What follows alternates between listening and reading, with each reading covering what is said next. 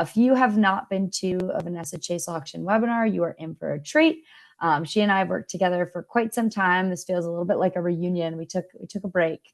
So I personally am really excited to have her back. She is a wealth of knowledge, a consultant for fundraising at the Storytelling nonprofit, really specializing in fundraising and communications, even wrote a wonderful book about it. Check that out if you haven't seen it. Vanessa's approach really goes beyond strategies and tactics to empower nonprofits. She wants to make sure that you have everything you need to be the expert for your organization, helping clients raise millions of dollars, increase their monthly giving program, improve donor retention rates, create donor stewardship plans, and develop winning strategies.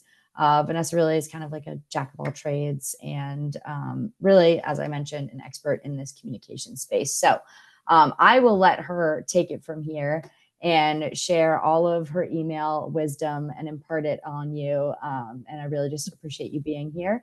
And I will go ahead and take my back seat.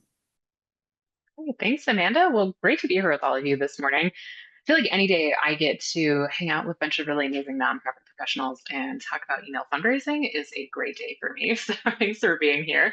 As Amanda said, my name is Vanessa. I work really in digital fundraising with nonprofits. My consultancy specializes in email fundraising and really thinking about content within emails to drive donations. That's really what we all want to do with our email programs. So today I'm really excited to be here with you to talk about standing out in your supporters' inboxes. And I'll just give you a preview. This is going to be kind of like a twofold situation. We are going to talk about like the content strategy of emails, things like subject line, sender name, what to do inside of an email. But we're also going to talk just briefly a little bit about the tech side of it, because that is a big part of actually getting into inboxes is some of the technical pieces. And I want to make sure you know what those are. So some different things for us to talk about here today. I'm also briefly going to talk about why email is still a very important part of fundraising, specifically fundraising and communications programs. And we'll also talk a little bit about quick wins for your email engagement and some tips on email list growth. I think that is the thing all of us are always thinking about. So I thought I'd ask all of you here as we get started, how are you feeling about your current email strategy? I think Amanda's going to put a poll up for all of us to look at and give you all a chance to take a look at that real quick. All right, poll is up. Answers are coming in. We've got a bit of like what seems like a running race between it's going okay and we need some help. All right. Only 4 folks on the line feel like they're rocking it right now. Most of us are here for some help, which makes sense why you're at this webinar. So hopefully we can give that to you. Totally fine. And even for me, like as somebody who works in email and has a lot of knowledge and practice in it, I feel like I'm always thinking about ways to make things better. So there's definitely clients I've worked with where I'd be like, it's like from the outside probably going fine, but I'm like, well, like it could be better. All right.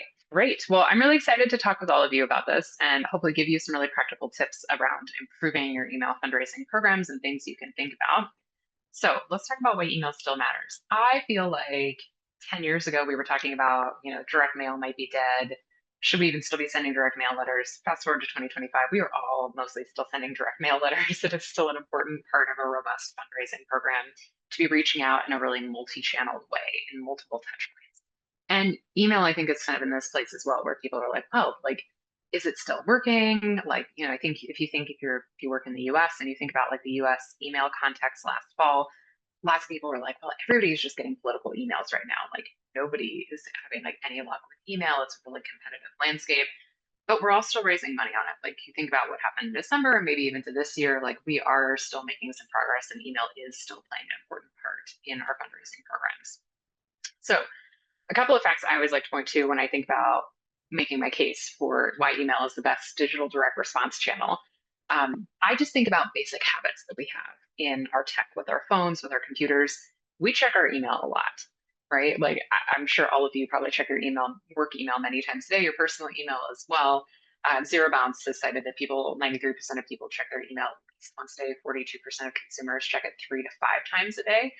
And I think if you just think about that, like especially compared to social media, where there's a lot of kind of moving parts and pieces in the news feed or in the feed itself, we have a better chance of just directly getting in front of somebody in their inbox because emails are still fingers crossed for the future, delivered in a chronological order so we can see what's been sent most recently at the top of that email. And that's really valuable for us. There's not competition to get to the top of the inbox, so to speak.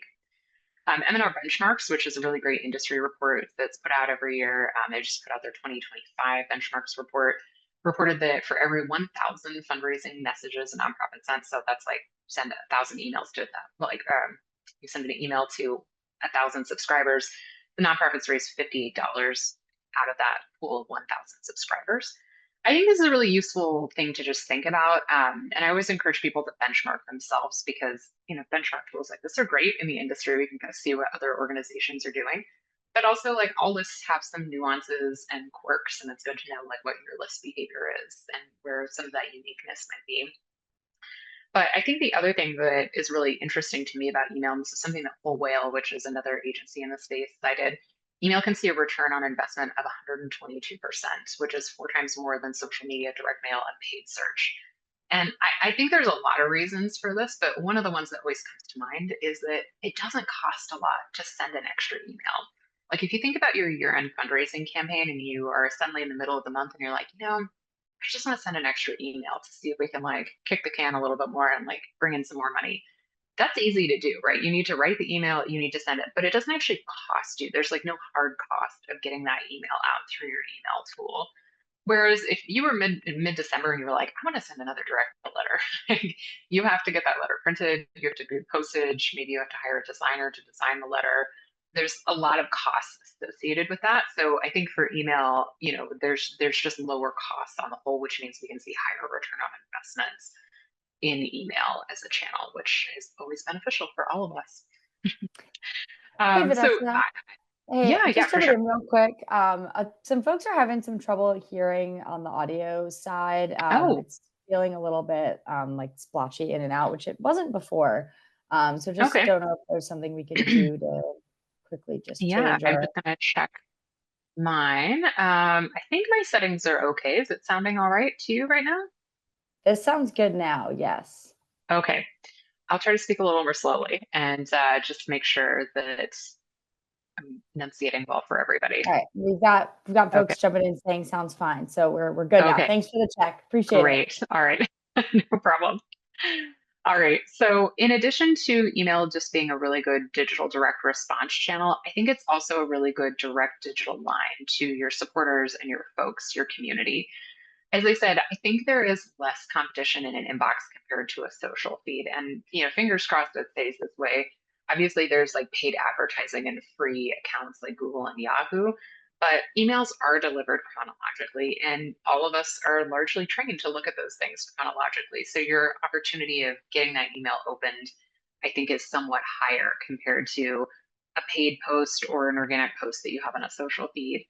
The other thing that is really beneficial about email that I think we underestimate sometimes is that we actually know who we are specifically reaching and what their behavior is with that email.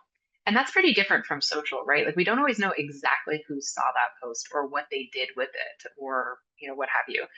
But with email, we really can know at a high degree what people did with that email, where they clicked, what they looked at, how they responded, all of those really important data points. And I would say the possibilities for segmenting and retargeting based on that can really add fuel to the fire in your email fundraising program. So lots of things to consider there as we think about some of the benefits of email and why it can still really matter in our fundraising program. So let's talk a little bit about getting into your supporters' inboxes. So as I said, I'm going to start by talking about the more technical side of this. I promise I won't go too into the weeds here, but I do just want to give you some hopefully basic and really good information about this so that you can check in this. So what we're talking about here and getting into inboxes is what's called email deliverability. Email deliverability is basically the ability to ensure that inbox service providers like Google, Yahoo, Hotmail allow your organization's emails to actually land in subscribers' inboxes. And I always tell people, if you can at least get into the inbox, your campaigns are always going to feel like an uphill battle. When I often work with clients, if they come to me and they're like, oh, like our email results have really plateaued, or, we're just like not really seeing the results that we thought we would with like this list size. My first point of inquiry and looking into what might be happening there is always, are emails actually getting delivered, and figuring out if people are actually seeing these emails, because if they're not, well, we know what's going on. We can start to fix that. There's a lot of factors that can influence email deliverability. The number one thing would be too many subscribers marking your emails as spam. So when you're looking at your email analytics, I always encourage people to look at like how many people may have reported your email as spam. Obviously, we want that number to be zero. I'm always striving for that to be zero, one or two max. Like we really don't want a lot of people marking an email as spam, because that is going to signal to inbox service providers that this email sender is somebody that people are not enjoying for some reason. High bounce rates is another thing that can impact deliverability. So that can just again signal to inbox service providers that people don't want your emails, they're bouncing back. It's not a great thing. Making it difficult to unsubscribe is a big one. I have to say, I'm sure many of you have tried to unsubscribe from emails. They're like, why can I not get off this email list? It's a source of great frustration for me. I can think of a few senders who I've marked as spam after probably making no less than 5 attempts to get off their email list. Ideally, it should be a one-click unsubscribe. We should be making it really easy for people. The other thing is, our hosting record setup and authentication, and I'll talk about this on the next slide. We want to make sure that those technical pieces are in place. Like that's a really important piece of the puzzle. And two other things just worth mentioning here in this conversation. Using a free domain email address to send your emails, don't do that. So if I was a hospital foundation, if I sent from an address like hospitalfoundation@gmail.com, that's not great compared to, hello@hospitalfoundation.com. We want to be sending from our own domain instead. And the last thing, and I'll speak to this in the second part of the webinar, lack of subscriber engagement with emails is another thing that can also impact deliverability. If people aren't actually opening your emails, clicking on things, that is again another behavioral signal to inbox service providers that people really aren't enjoying these emails. And so that's something else that we need to be thinking about as well, is making sure that we're putting content in front of people that they actually engage with and enjoy. All right, so let's talk about a tech check, because this is a big part. I think in deliverability, especially in the last like 2 years with email, this is the piece a lot of people have focused on, and it's an important one. So I don't want to skip over that.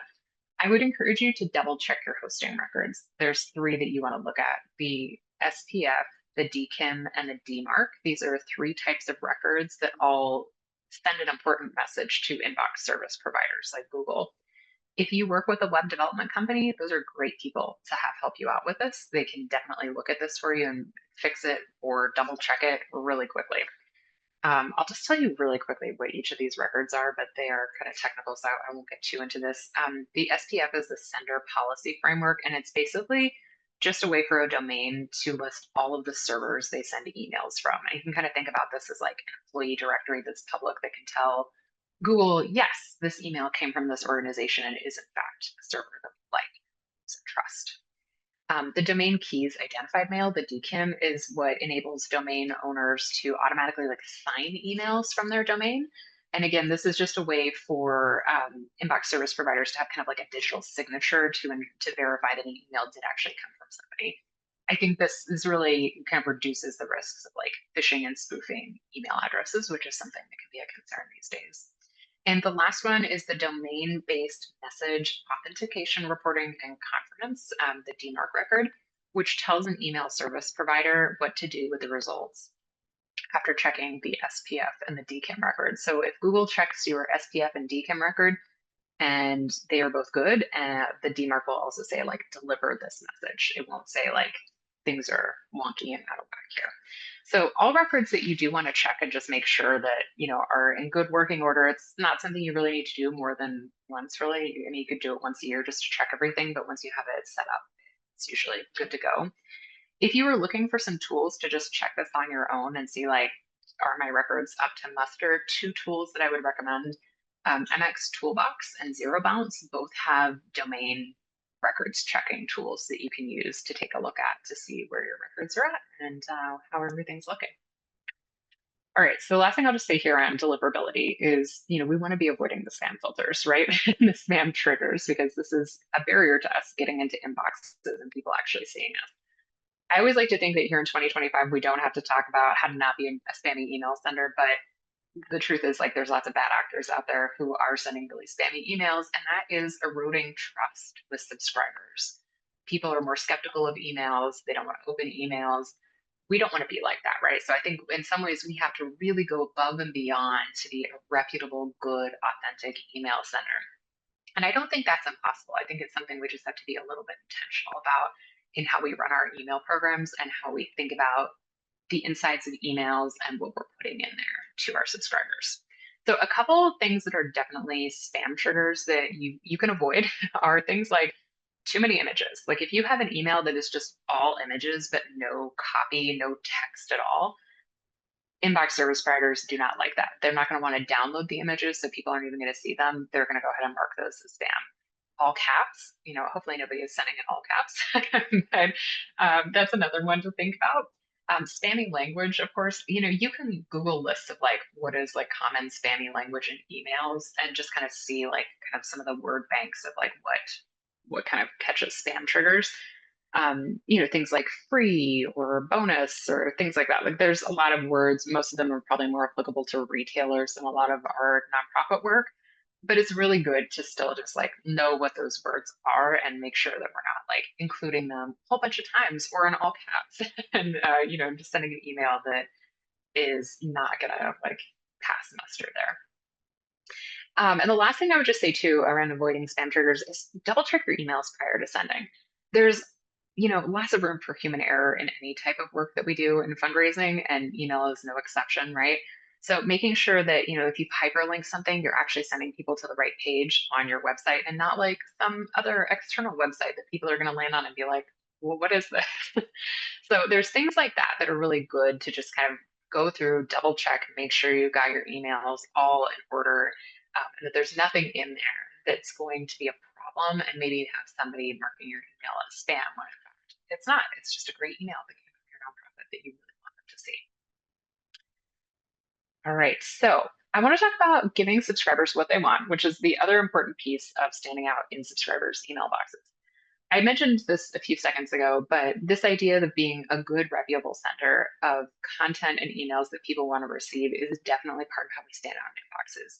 When people know, like, and trust your organization and know that you send great emails that are valuable, that they enjoy reading, people are more likely to open those emails.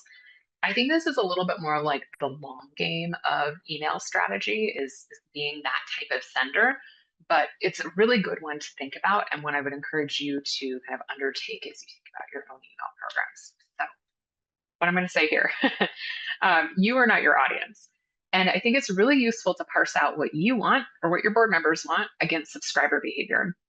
There are kind of three buckets of behavioral data that we can look at with email. There is, or not behavioral data, there's kind of like three buckets here. There is subscriber behavior. So what people actually do. Did they click on emails? Did they unsubscribe? Did they opt in? Did they open the email? Like that's all subscriber behavioral data. There is stated preference. So that's like if I sent people a survey and said, would you rather receive a monthly email or weekly email? They can state their preference of that thing. And then there's opinions, which are the things you and I, or maybe your board members, might believe about email best practices, right? And I think one of the jobs that we always have, and I always think this is one of my hardest jobs with clients, is thinking about like what my preferences are as an email receiver versus what I know to be true about an email list and what that email list likes and responds to. It's really valuable to parse these things out and understand what is falling in which categories. I would say this is not always an easy process, especially when it comes to like people's opinions on fundraising, but it is really valuable because, I can't tell you the number of times I've had people come back to me with opinions about fundraising emails, how it should look, how long it should be, what the interior of the email should look like. And, it's all really their opinion about things versus what I know to be true from the response rates on that email list. That is the kind of the gold standard for me of what I want to go by when I make strategic decisions about what I'm sending and what those emails look like. I want to look to what subscribers have told me they're enjoying the most. All right, that said, so if you are curious about this at all and you want to think about this for your organization, figure out what kinds of emails your audience really enjoys and what is working. Here's what I would suggest. I would look at your last like 25 emails you sent. I know that's a lot. So, don't forget about it. What I would do is like kind of look at what categories of emails are these and kind of put things into different buckets. Like maybe you sent some stewardship thank you emails, maybe you sent some fundraising asks, maybe you sent a cultivation newsletter or impact stories. Just kind of think about broadly like what buckets things fell into. So you can kind of see like, what had good open rates, what had good click-through rates, different types of emails. And then you can also look at the different messages within the email. So what are some kind of key messages that you touched on? Did some of those have better click-through rates than others? Was there a message that was particularly resonant with your audience? Those are really valuable insights that you can start to think about. And I'm going to add a caveat here because fundraising emails, like the ask emails that you may have, always have lower click-through rates than any other kind of email you send. That's just the name of the game.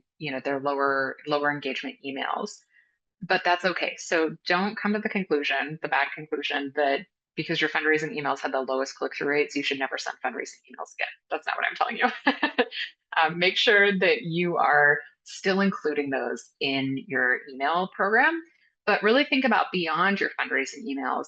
How can you send high quality, good, engaging emails in between campaigns to keep people engaged at the highest levels so that when you do send a fundraising email, people are ready to respond to it. They're engaged with you. They like you as a sender. They are exposed to your message and they're ready to respond to a need that you may have. All right, so let's talk about some quick wins for emails. Actually, before that, I just want to pause real quick. Amanda, and just see if there's any questions so far, just around those first couple things I talked about. Yeah, there were a couple They're of happy to. tactical questions. Okay, So great. Let's talk let's about those. cover those. The first Okay. one came in when you were talking about the emails with just images. So Kara had asked, Yeah. what about if the email images have text on them? Oh, not a good choice. And I'll tell you why. There's a couple reasons email with text is not good, or images with text aren't great. One, if you send an email with just an image with a lot of text on it or some text, there's a chance that inbox service providers, if it gets into an inbox, won't even download the image, so people aren't going to see anything, which is unfortunate. The second is an accessibility issue, right? Screen readers cannot read that unless you have put in alt text with your image. That's a technical piece, but it's a really important one. People use screen readers. People who use support your organization may have accessibility issues. So making sure that you have made your emails as accessible as possible is really important. Yeah, great call out. Thank you for sharing that, Mm. Vanessa. The next two more tactical questions were around subject lines. I did let Okay. folks know you have a later slide about I do, subject yeah. lines. So I'm Okay, going to hang on to those for when we get great. there to see if they get answered in the meantime. If they don't, Okay. I think it came in from, looks like Linda and another Vanessa. So if they don't get answered Oh, later, perfect. send us a bigger follow up. But hopefully you'll get to those. Okay, I will. Yes, we're going to talk about subject lines here in the next section. Okay, great. Well, so let's talk about some other ways that you can kind of optimize your email and hopefully get some quick wins in your next fundraising email. All right, so there's a couple areas here that I'll talk about. Number one is your sender name. The sender name is really prime real estate in your email. So this would be like if you received an email from me, it's probably going to say Vanessa Chase Lockshin in the sender name. Or if you receive an email from Amanda, it's going to say Amanda DeFonte. The thing that I always tell people here is like a principle that I try to operate from is that people open emails from other people. I think this is a really important thing. A lot of times organizations are like, well, we should definitely use our organization name as a sender name because that's the brand, that's what we want to be known for. It doesn't necessarily work the same way in email. It's better to have, 3 to 4 sender names that you can kind of rotate through. Maybe one of those is your organization's name, but maybe it's your ED's name or a board member's name or somebody else on your staff who can be a sender of emails regularly. Having those names is great because people will come to recognize that. I think about an organization I worked with for years, Variety BC. Their CEO was named Callie Wesson. And her name was highly recognizable because we sent so many emails from her. People felt like were getting personal emails from her, which we know is not the case. Like it was a mass email, but they had that rapport with her and her email sense. And that's the kind of thing we want in an email program. I should have cited this for you all, but 45.9% of emails are open because of the sender name. I think that's a really important fact. Like that is a big decision-making point in people's emails. And I would just encourage you to also think about your own email habits in your inbox. If I see an email from somebody I know, somebody I recognize, like I'm likely to open that one first compared to some of the other emails that I might have. All right, subject line and preview text. Let's talk about this. So there's a couple important things here with subject lines. Three approaches that work that I always use in subject lines: curiosity, urgency, relevance. And those are all things that are really great. Urgency and relevance are really useful in fundraising more broadly. Urgency, of course, is what drives a lot of fundraising, whether it's with a deadline or a sense of heightened need, whatever that might be. Or also kind of the relevance piece, right? Like if you think about, probably a good example I have offhand is like humanitarian fundraising, right? For, natural disasters, global crises, things like that. There's a relevance factor of what's happening in the news cycle that people know and can connect with. And so there's something that feels relevant for them or interesting to them. Curiosity is a good one. I will admit this could potentially veer into spam territory. However, it doesn't have to. You can use this strategically. And I'll give you some examples here on the next slide of how to kind of work with curiosity as a way to kind of pique people's interest. The other thing I would say just about preview text specifically is don't bury the lead. Like a lot of times I think organizations, when I see emails, they want to put the most compelling, interesting piece of information way down in the email. They think that they need to explain something or really like build up to that like punchy fact or that really compelling piece of information. You don't. Not with email. Attention is a currency and it's an important one with email. So put that information up first and let people respond to that. Like let that draw them in so that they will read the rest of your email. All right, let me talk to you about some subject lines. So, oops, back there. So some subject lines that I love that I've written over the years that have done really well. I'm going to tell you why I think these worked well.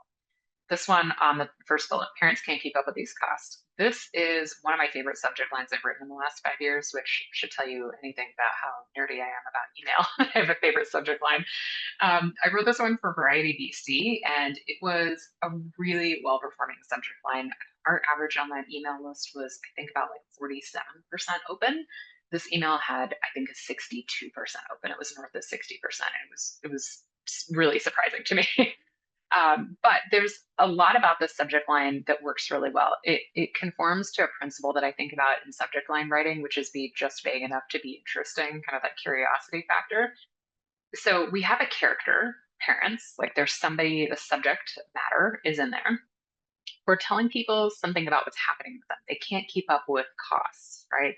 We're telling them something is happening with these parents. But the key word here that kind of creates some vagueness and some curiosity is the word these.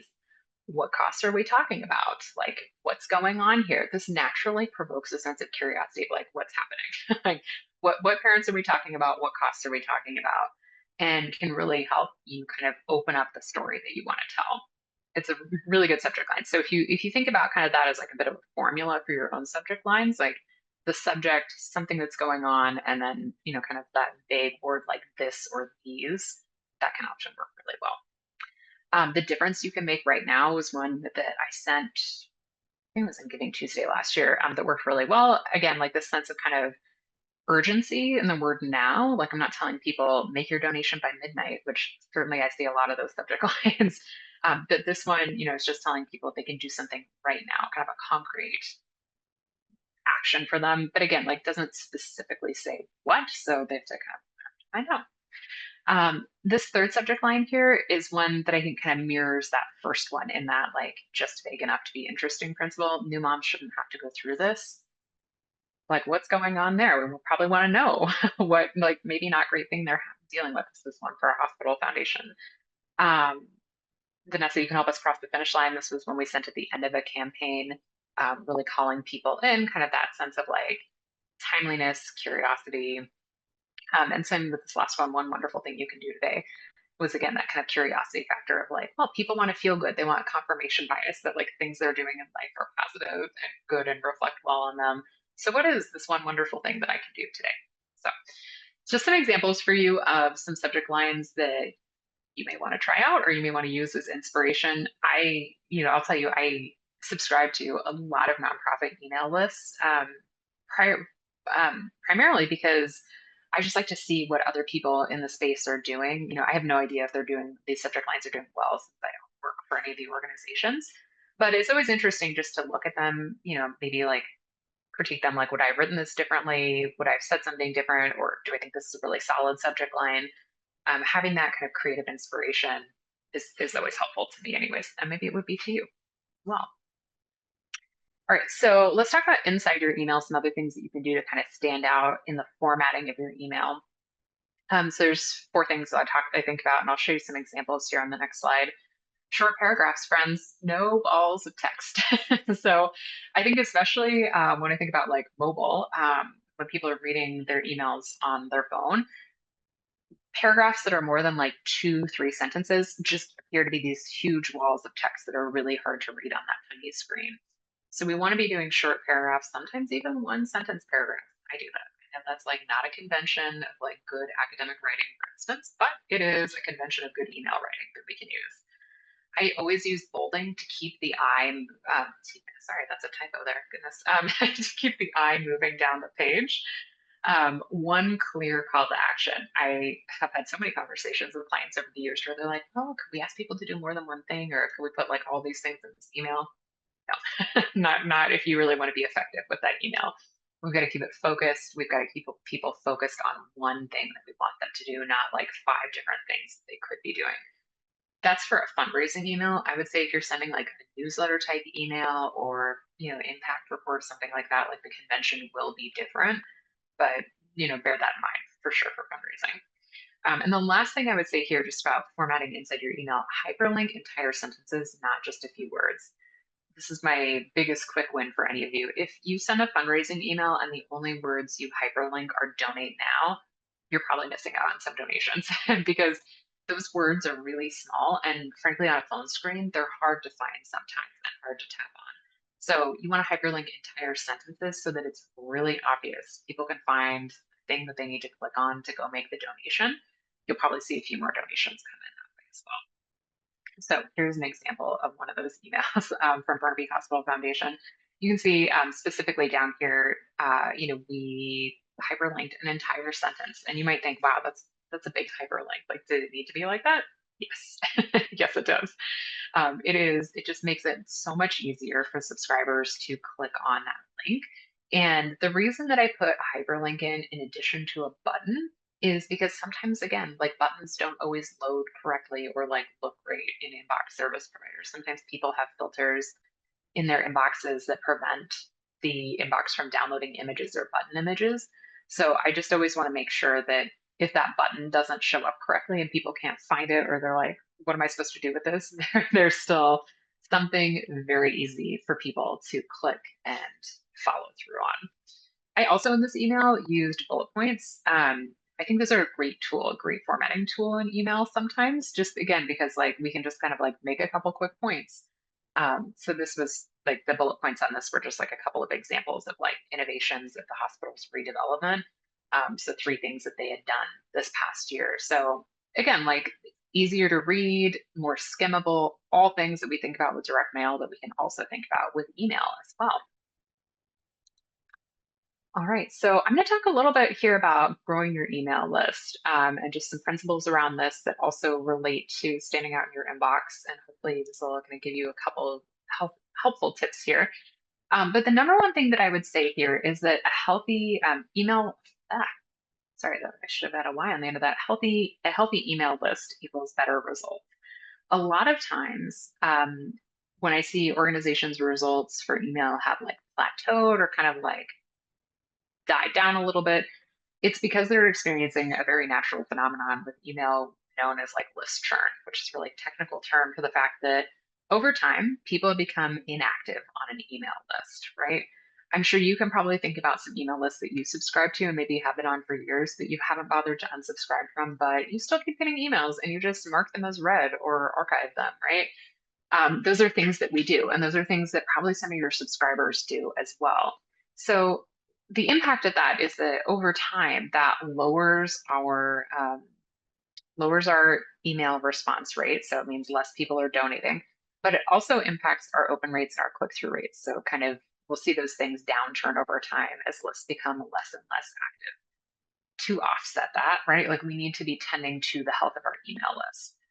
I think that always looks like cleaning off subscribers once or twice a year who haven't opened an email in 6 months. And I know some of you are like, that means so many people. We have to delete like hundreds of people. It's okay.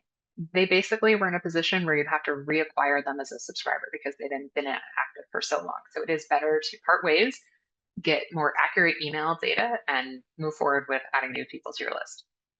And that brings me to the second part. Figuring out a way to continuously bring in new subscribers to your email list is an important part of the process as well. I'll be the first to tell you that email list growth is one of the harder activities to undertake. It is basically like donor acquisition, and it can be costly if you're doing it through paid advertising, or it can be really slow if you're trying to do this in an organic fashion. That said, it's not impossible, and I do think that there are ways to grow your email list and start to engage people, new people in your audience. So a couple ways that I think about this, especially from like a grassroots approach, if you're an organization that doesn't have a big budget for list growth, which many of us don't, right? Most of the organizations I work with don't. I always tell people to take a grassroots approach. So this can mean having board members, staff members, volunteers share emails with friends. And so I try to pick like an email a month that I might be sending for a client that maybe has a really great story and, I don't know, maybe something else in it. And I will write an email to the board members or whoever it is that I want to have share that email. And I'll just say, like, hey, on Thursday, we are sending this email out. I would love for you to forward this email to 3 people who you think would enjoy this story.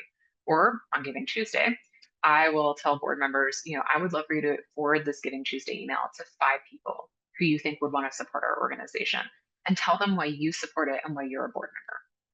So really leveraging some social proof in there as well.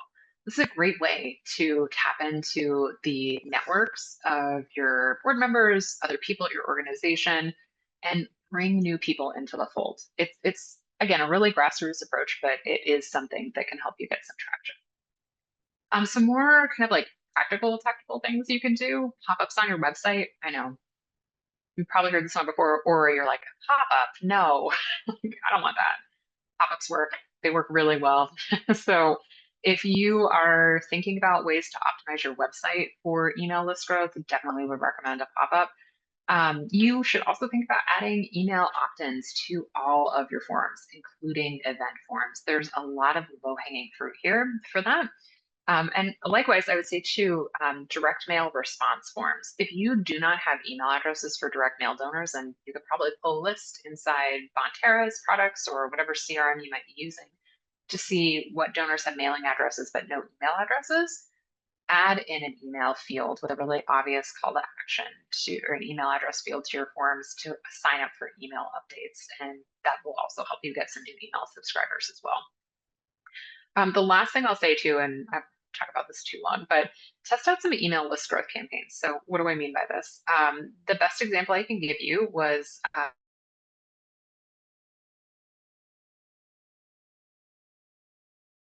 when I was working for Hospital Foundation in Canada. We did a campaign called Thank a Nurse at the hospital, where we invited people through social media and all other places online to write a thank you note to a nurse in the hospital that we had like on a really big board in the hospital to display. And part of what was great about this was it was a digital form. And so we asked people when they wrote the note, like, do you want to sign up for email updates? Great. That helped us grow the list a little bit. We also, after people submitted their notes, sent them to a donation form. So that was a way we could get people to become donors. So it was also a bit of a donor acquisition activity. But things like that, where like send a note, write a note, things like that are really great engagement campaigns that can get people to participate with your organization in some way and also give you a way to ask for an email address. I usually recommend clients that I work with think about like one or two of those campaigns a year where we can just try to like really ramp up list growth temporarily. They're a great engagement opportunity even for donors as well. People love doing this. I'm sure some of you can probably think over the years about direct mail you've received where there's like an insert in there to write a note to a family at Christmas time or something of that nature. Like people love those types of campaigns, and you can absolutely bring that into the digital space as a part of your list growth strategy. All right, I've talked a lot, so I'm going to pause here. I would just ask for you all before we go to questions, like what is one thing from this webinar that you would like to implement? I always love to hear in the chat things that really resonated with you, takeaways that you had. And if you were looking for some more tools around email fundraising, I have an email fundraising campaign toolkit that's available over on my website. It has a campaign planner to help you think about like what are the different parts and pieces that go into an email fundraising campaign, and also an email calendar and performance tracker. This I live and die by this thing every week for the clients that I work with. It is the same spreadsheet I use to track email performance and think about what is working and what's not, and benchmark my clients against themselves over time. So if that's something that you were interested in, you can find it over at the storytellingnonprofit.com/toolkit. All right, so Amanda, we'll go to some questions. I just want to say to all of you, if you have to hop off, go send some amazing emails. Go do great work. Thank you so much, Vanessa. I don't know if you can see the chat is rolling really fast, meaning people learned a lot. So there's a ton of takeaways. So really appreciate you and all of the wisdom you gave to folks. So yeah, let's jump into some questions while we've got some time here. There were two kind of tactical questions about subject lines. It was sort of a hot topic in the chat. So I will try to do those first, and just about like the what to includes. And so the two that came in that I saw a couple times were folks wondering if they should use emojis in subject lines and if they should use exclamation points in subject lines. Yeah, those are great questions. I would say to you all, test it. You can A/B test your subject lines and see what performs better. So maybe A/B test one that has an emoji or an exclamation point or some other punctuation versus one that doesn't, and just see what happens. I also think too, like, again, like think about your emails you open from people, like real people, like your sister, your brother, parents, friends. Like, do they use a lot of that? Right? Like we want emails to seem personable and from a person. And so, I don't really get a lot of emails with emojis subject lines personally. Maybe other people do. It's not something I tend to do, but I always think that testing everything is the way to go. So that is my unhelpful advice in this moment is to run some tests and see what works for your email. Definitely run some tests. And because everyone's audience, right, is going to act a little bit differently. And things change over time too. Like what works today in email, like is vastly different for me than what worked like 2-3 years ago. Yeah. All right. Looking at some other questions. This one we get a lot, and I'm sure you've heard it a lot, is email frequency. How much should we be emailing folks? How much is too much? Is there a recommended practice for the frequency at which you're emailing your subscribers? Yeah, that's a really good question. And is one I get a lot. I think there's a couple things that I would say about this. The thing that I almost always say is that you're probably emailing less than you should or could. Most organizations I see out in the wild or work with email less than they probably could, and they have reasons for that. Maybe it's staff capacity. Sometimes it's because they're really afraid of getting unsubscribed, so they only send an email a quarter. But the thing that I would say that's kind of like a delicate fine balance about frequency is that if you send too infrequently, like you're sending only once a quarter or maybe twice a year or something, people are going to forget that they signed up for your email list, actually. And then they're going to unsubscribe or they're going to mark you as spam. Plus, you're going to have people who become more inactive because you haven't sent them anything to engage with in a really long time. So there's a downside of too infrequent. On the other side, if we're emailing people too much, right, we can have the same effects of people unsubscribing, getting annoyed with it. I think about, for me, like what is the line of like too much? Like the best example I can give you is probably 2 Decembers ago. I had a nonprofit who I've been on their email list for a long time. At some point in December, I was like, I feel like I've gotten a lot of emails from them. And I was like, I wonder how many I've gotten. So I looked at my inbox. I think it was like mid-December at that point, maybe like the 17th or something. At that point, I had gotten something like 12 emails from them at December. It was a lot, like almost an email a day. So I think you've got to pick your battles here, right? Like, and think about what works. For me, the approach I take in my practice and in my work with clients is that I do want to be able to email more frequently during key times of the year, probably year-end fundraising, probably other campaigns that I'm running. I do want to be able to like get away with it, so to speak. Like if we're running a week-long campaign, I probably want to send 3 or 4 emails that week. I know I'm going to get unsubscribes, but that's okay. The rest of the year, though, I want to space out emails and not overwhelm subscribers, but I also want to strike a balance of emailing them enough so that they're still familiar with us, they're still opening emails, they're still clicking. I feel like I usually land somewhere, if you had to ask me, around an email every 1 to 2 weeks, depending on the organization, their list size, and what kind of content they can create for their email list. But that's kind of my philosophy about it. Yeah. Yeah, that makes a lot of sense. And I know some people really have a hard time answering that question. I've experienced. They're like, it depends, right? And which it does, but I think that like that rooted philosophy is really helpful in Mhm. making that decision and figuring it out. All right, trying to find some additional themes here.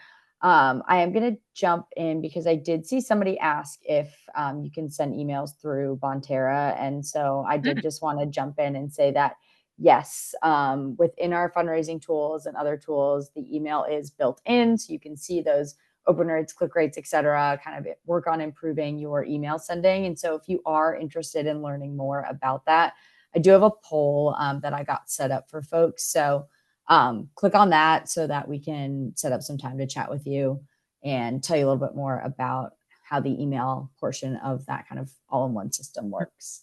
So I'll leave that up just for a second while we get to some of the additional questions that came in. This is a quick, maybe yes, no question. Somebody asked how you feel about putting a PS in your emails.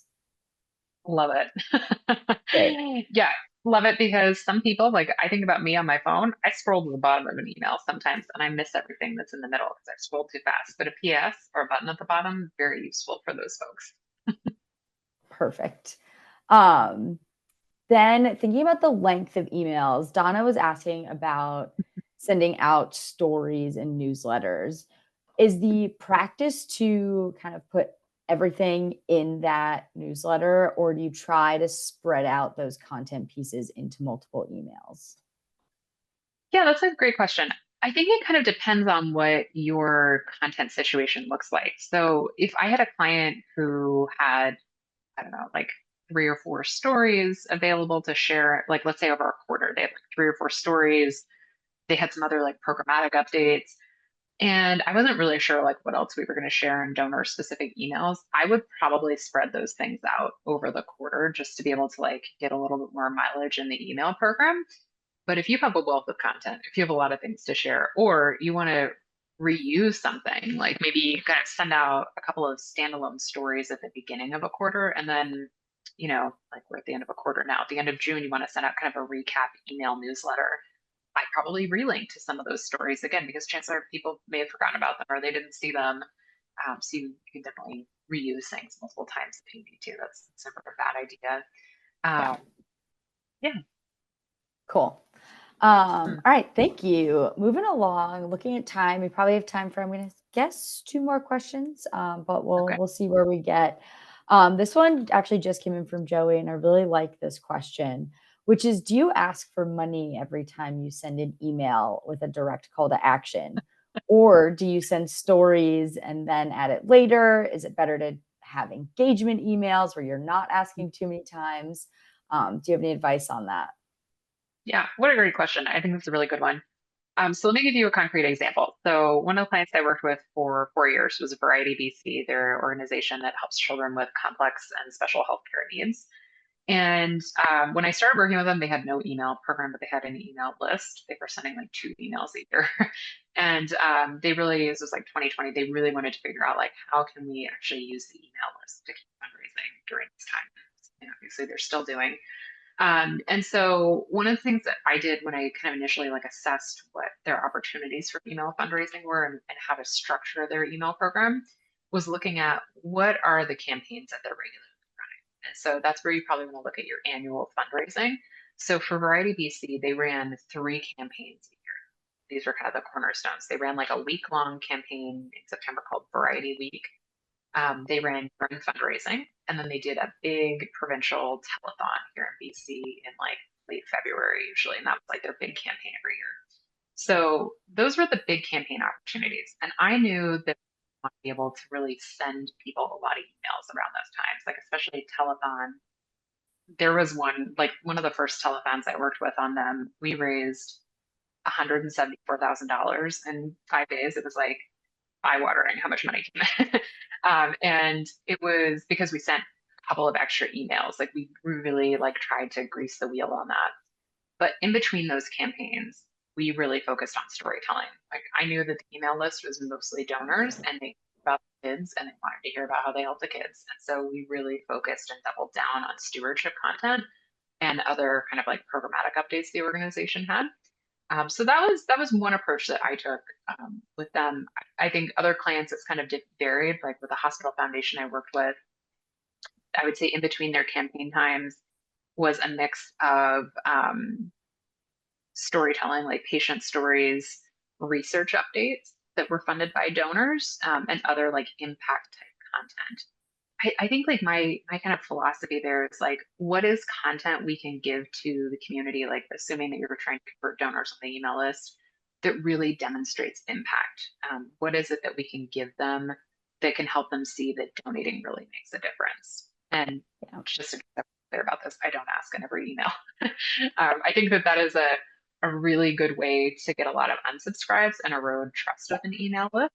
I think being able to make an ask and get responses is something that requires a lot of trust. And so delivering good quality content to people in between those campaigns is really important. Yeah. That's great advice. And to that end, right? Like people need to feel like they're a part of the story, a part of the mission first. So it's a great point.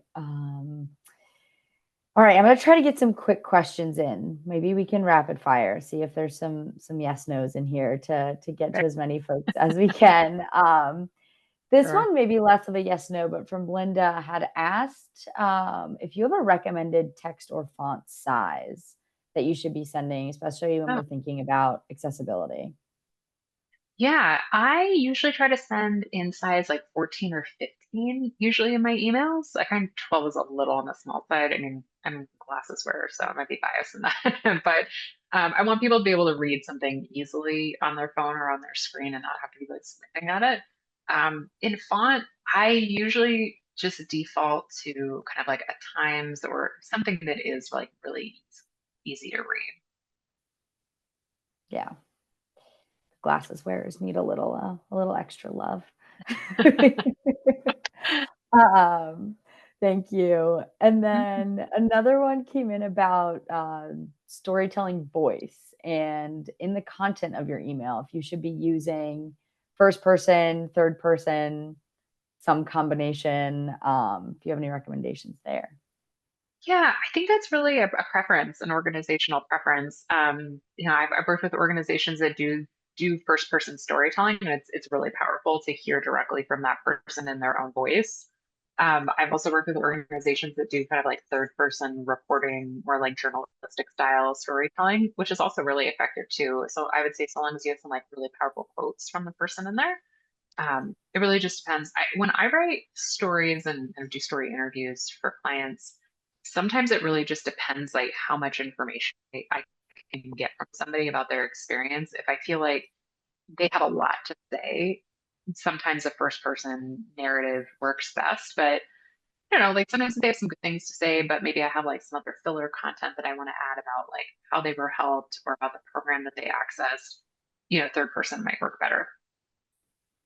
Yeah. Okay. Perfect. Um, yeah, that makes sense. All right, before we wrap up, I think there's one thing that we need to clarify because I just saw it in the Q&A, and I think folks are asking about images because they saw images in some of the example emails you showed. And I think, correct me if I'm wrong, that you were saying do not send an email with only images or a ton of them, not don't Yes. use images, correct?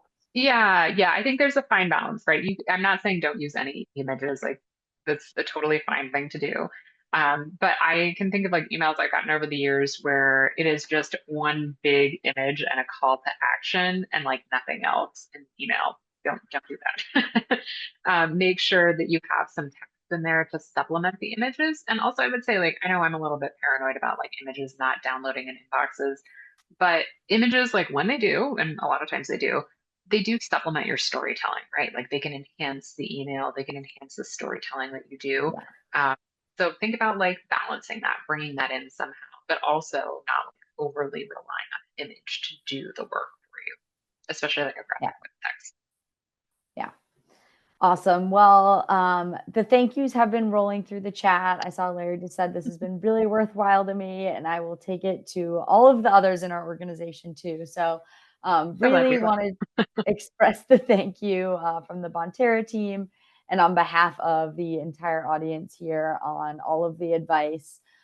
Folks are walking away with a lot of actionable tips, and I really just appreciate that from you as a presenter, as a really well-informed consultant. We just really always appreciate all of the advice that you give to these organizations. So thank you so much, Vanessa. We Yeah, hope to my have you pleasure. back. Great to be here with all. And a big thank you to everyone who spent an hour with us here today. I'm not going to even say I hope it was worthwhile because I can see from the chat that it was. So thanks for coming, and we hope to see you all at our future sessions. Take care, everyone. Bye, everyone.